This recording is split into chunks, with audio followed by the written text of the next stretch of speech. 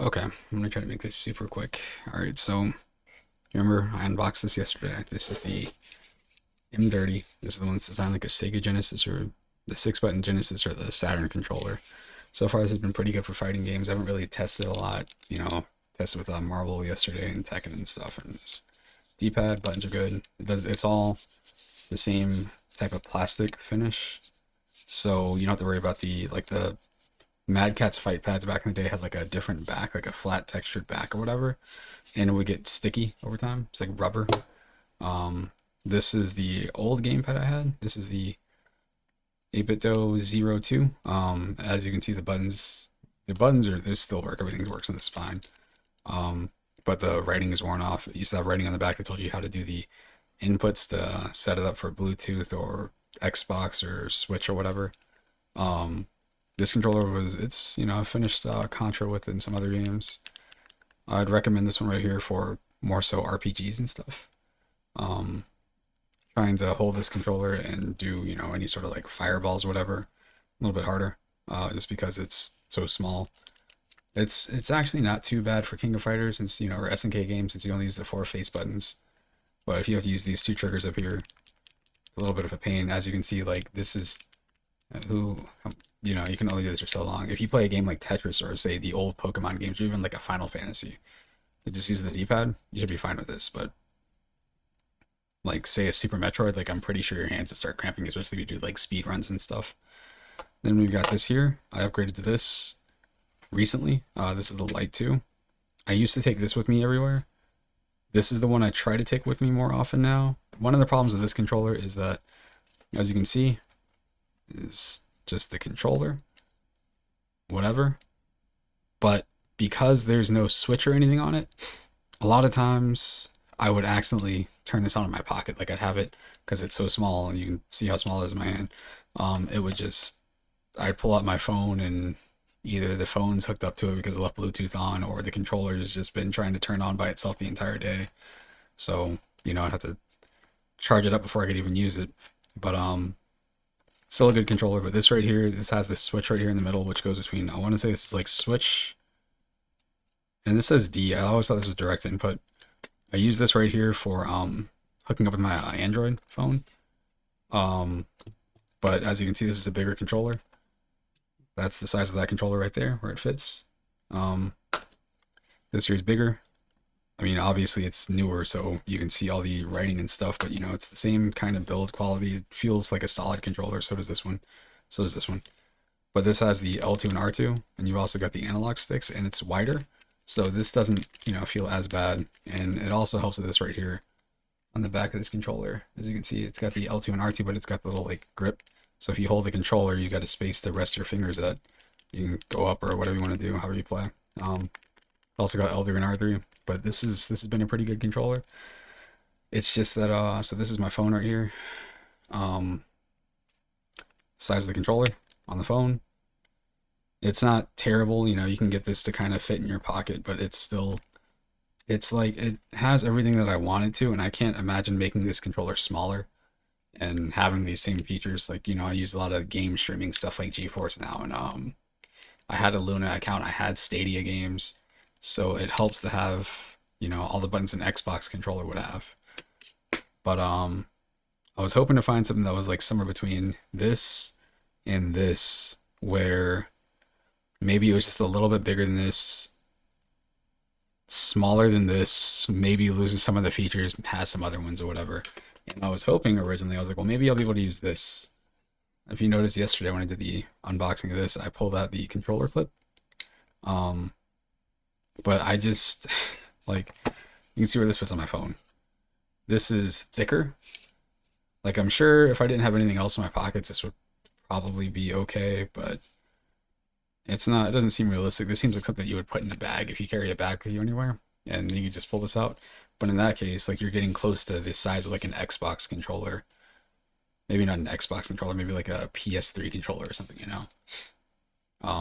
But this has been a great controller so far. Like I definitely like this one. I'm happy I have it. So anyway, I believe they recently released this right here, which is going to be, it didn't show up all that well last time. There we go. This is the micro. As you can see, it's got the 4 face buttons. It looks like it's got 2 shoulder buttons. It looks like it's a little bit bigger. D-pad. It looks like I said, it's a hybrid between both of these 2 controllers here. So I don't really know what to expect, but just wanted to see what this looks like in the box. All their boxes are pretty simple. It's nothing crazy. So I'm not expecting this to like pop open and have like, oh, here's our mascot, the 8-bit man, or anything, whatever. There we go. It's opening. The inside. Got a little latch. The first thing that comes out is obviously you need a little, what's it called, a lanyard thingy or whatever, like a wrist strap. And we've got the controller. Here we go. It's really hard to see, and it also has, oh my goodness, these instructions here, multiple languages, I'm sure. All right, so I'm gonna pop this out. So we got this. This uses USB-C. You can tell from right there. This right here uses micro USB, which is really funny because you don't see that much. And it includes a cable so you can charge it because, you know, you got your little tiny controller. So here's your little tiny cable. What more space would you need? Let's see. It feels like this might actually somehow be even smaller. It's like the same size as this one up here, but it's shaped differently. It's a little bit more square. Yeah, if you can see, like they're almost the exact same size, which is, I was hoping it was a little bit bigger than this. Let me move the phone out of the way. Put that over here by me. Yeah, I don't have a scale or any of that cool stuff like some people have. But I guess their new design thing is trying to make everything more squared off. It does have L2 and R2. You got L and R on the outside. L2 and R2 are these little tiny buttons in the middle up here. So I don't know. I'm not sure how I feel about that yet. One of the new features they had on here, you're not gonna be able to see it all that well from this, I don't think. There we go. So that switch that's down there has it says S, D, and K. I'm assuming that's like switch, direct input, and keyboard input. There also looks to be a sync button down here.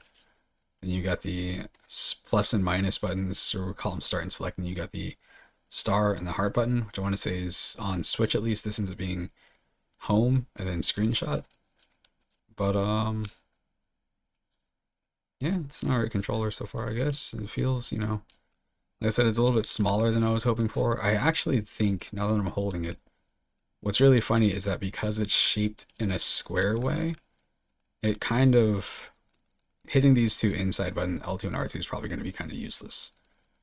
But I can't imagine trying to play, well, you can't play a first-person shooter because you only have the D-pad.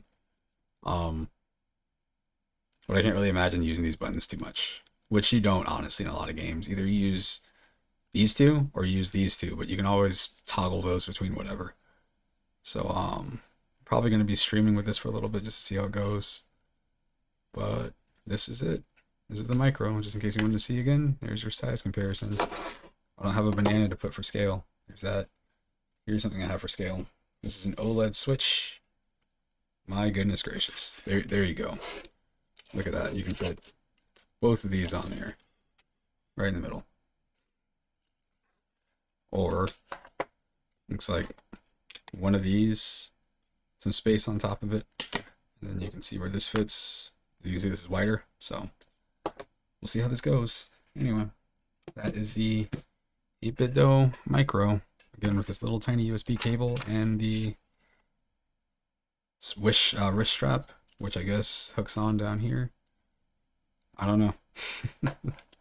We'll see how it goes. Anyway, peace. Peace, peace. Okay.